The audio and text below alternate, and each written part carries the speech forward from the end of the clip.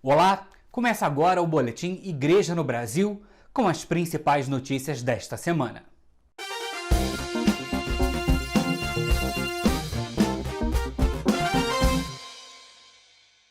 Na próxima terça-feira, 2 de novembro, a Igreja Católica celebra o Dia de Finados, Dia dos Fiéis Falecidos. A tradição mostra que desde o século II, os cristãos rezavam pelos falecidos, visitando os túmulos dos mártires.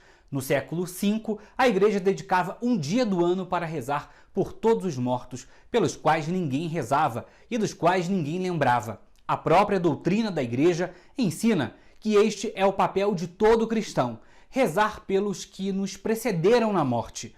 O Catecismo da Igreja Católica destaca que, abre aspas, os que morreram na graça e na amizade de Deus, mas não estão completamente purificados, embora tenham garantida a sua salvação eterna, passam, após sua morte, por uma purificação a fim de obterem santidade necessária para entrarem na alegria do céu, fecha aspas.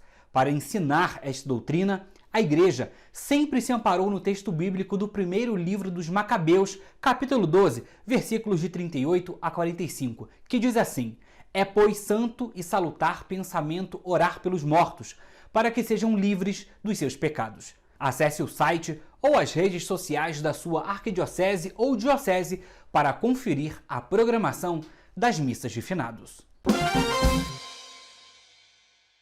De 3 a 5 de novembro, o setor Espaço Litúrgico da Comissão para a Liturgia da CNBB vai realizar o 13º Encontro Nacional de Arquitetura e Arte Sacra. A temática central vai tratar da necessidade e dos critérios para a adequação litúrgica dos espaços celebrativos. Realizado a cada 2 anos, o Encontro Nacional de Arquitetura e Arte Sacra tem a intenção de promover um amplo debate acadêmico e interdisciplinar sobre a dignidade dos espaços de celebração, bem como a importância da preservação do patrimônio artístico e cultural da Igreja. A programação vai ter 5 conferências, uma roda de conversa e um momento de homenagem ao arquiteto e monge Gabriel Chaves de la Mora. A inscrição pode ser feita até o fim deste domingo, 31 de outubro. O link está no cnbb.org.br. A Arquidiocese de Olinda e Recife vai relançar o 18º Congresso Eucarístico Nacional, que terá como sede as cidades de Recife e Olinda em 2022. A missa será celebrada no Centro Antigo do Recife no dia 14 de novembro, às 16 horas, exatamente um ano antes do Congresso. A celebração será presidida pelo arcebispo do Rio de Janeiro, cardeal Orani João Tempesta, e concelebrada pelo arcebispo de Olinda e Recife, Dom Fernando Saburido, pelo bispo auxiliar Dom Limacedo Antônio, bispos da CNBB Nordeste II e o clero arquidiocesano. Haverá ainda a bênção do casarão, que vai funcionar como Casa do Pão, legado do Congresso de 2022, que vai prestar à população carente serviços psicológicos, jurídicos, de saúde e de qualificação profissional, sempre norteados pelo Evangelho. Após 2 adiamentos, o 18º Congresso Eucarístico Nacional vai ser celebrado de 11 a 15 de novembro de 2022, com o tema Pão em todas as mesas, e o lema Repartiram o pão com alegria e não havia necessitados entre eles. Os detalhes no cnbb.org.br. A Bolívia é o país escolhido para a edição de novembro da Jornada de Oração e Missão pela Paz, organizada pela Comissão para a Ação Missionária e Cooperação Intereclesial da CNBB e a Fundação Pontifícia Ajuda à Igreja que Sofre, a ACN. A jornada vai acontecer nesta segunda-feira, 1º de novembro. A Bolívia é um dos 10 países da América do Sul que faz fronteira com o Brasil. A Jornada de Oração e Missão pela Paz será nesta segunda-feira, 1º de novembro. A Bolívia é um dos 10 países da América do Sul que faz fronteira com o Brasil. De acordo com a Fundação Alexandre Guzmão, são quase 3.500 quilômetros de extensão territorial de fronteira, que abrange os estados do Acre, Rondônia, Mato Grosso e Mato Grosso do Sul. De acordo com o assessor da comissão, padre Daniel Roquette, essa edição da Jornada de Oração e Missão pela Paz na Bolívia é um convite para todos os cristãos católicos contribuir não só economicamente com as missões, mas especialmente com a oração, que é uma das formas mais significativas de colaborar com o trabalho missionário. O Brasil tem recebido muitos migrantes bolivianos, gente muito simples, pobre, que tem vindo para o Brasil em busca de melhoria de vida. Segundo o padre Daniel, essa é uma oportunidade de todos nós repensarmos as nossas atitudes no acolhimento daquelas pessoas que estão passando por dificuldades quando saem de suas casas em vista de encontrarem melhor condições de vida para si e para a família. A Jornada de Oração e Missão faz parte de uma série que coloca o valor da oração como agir missionário e propõe que cada cristão católico dedique um tempo do dia para rezar por determinado país. Então, faça a sua parte, sua corrente de oração, um terço, reze um minutinho do seu dia e participe conosco dessa corrente nas redes sociais. Utilize a hashtag Reze pela Bolívia. A Comissão para a Animação Bíblico Catequética da CNBB, em parceria com a PUC-Rio e a Sociedade Brasileira de Catequistas, promoveram nos dias 27 e 28 de outubro a Jornada Catequética 2021. A formação online debateu a discussão e a prática da pastoral da catequese, que é o tema da Palavra de Deus e o da cultura digital. No primeiro dia da jornada, o bispo de Livramento de Nossa Senhora na Bahia e membro da comissão, Dom Armando Butchal, destacou que a catequese é chamada a colaborar com expressões renomadas, sempre num diálogo sincero, atento, paciente e competente. Segundo o bispo, abre aspas, ela ajuda a iluminar a vida, seus desafios, limites e limitações, dando sentido sem fugir do presente, do que cada um vive, com rosto, jeito, convicções de alegria, de felicidade, de esperança, para cativar, não ameaçar, iluminar e não amedrontar. Fecha aspas. Participaram também da jornada o arcebispo de Curitiba, no Paraná, e presidente da Comissão para a Animação Bíblico Catequética da CNBB, Dom José Antônio Peruso, o professor do Departamento de Teologia da PUC-Rio, padre Abimar Oliveira de Moraes, e o assessor da comissão, padre Janisson de Sá Santos. Também participaram da formação os especialistas e estudiosos nas áreas de comunicação e da catequese, como o professor Moisés de Bardelotto, a irmã Zuleika Silvino, assessora do Serviço de Animação Bíblica das Paulinas, o irmão Israel José Neri, que é membro do Grupo de Reflexão Bíblico Catequética, entre outros nomes. A transmissão foi pelas redes sociais da CNBB.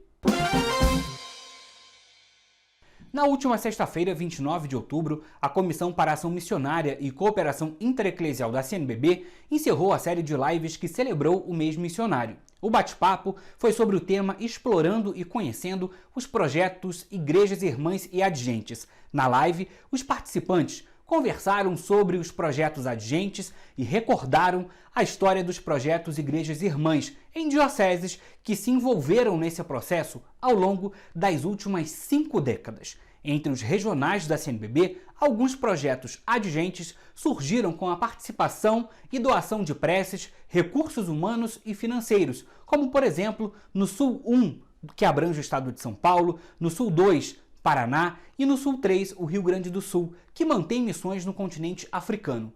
Participaram da live o padre Tiago Camargo, do Regional Sul 3 da CNBB, e a irmã Dirce Gomes da Silva, do Regional Sul 2. A mediação foi dos assessores da comissão, a irmã Sandra Regina Amado e o padre Daniel Roquette. A transmissão foi pelas redes sociais da CNBB. Só procurar lá, @CNBB Nacional. O Conselho Indigenista Missionário, o CIMI, lançou o relatório Violência contra os Povos Indígenas no Brasil, dados de 2020. O levantamento traz um retrato significativo das diversas formas de violências praticadas contra os povos indígenas em todo o país. A publicação sistematiza informações relacionadas a violências e violações contra direitos territoriais, como invasões das terras indígenas, assassinatos e ameaças a indígenas e as violações por omissão do poder público, como desassistência nas áreas da saúde e da educação, mortalidade na infância e suicídios, além de análises sobre as violações contra direitos dos povos indígenas em meio à pandemia da Covid-19. O relatório identificou que em 2020, casos de invasões, exploração ilegal de recursos e danos ao patrimônio aumentaram em relação ao já alarmante número que havia sido registrado no primeiro ano do atual governo.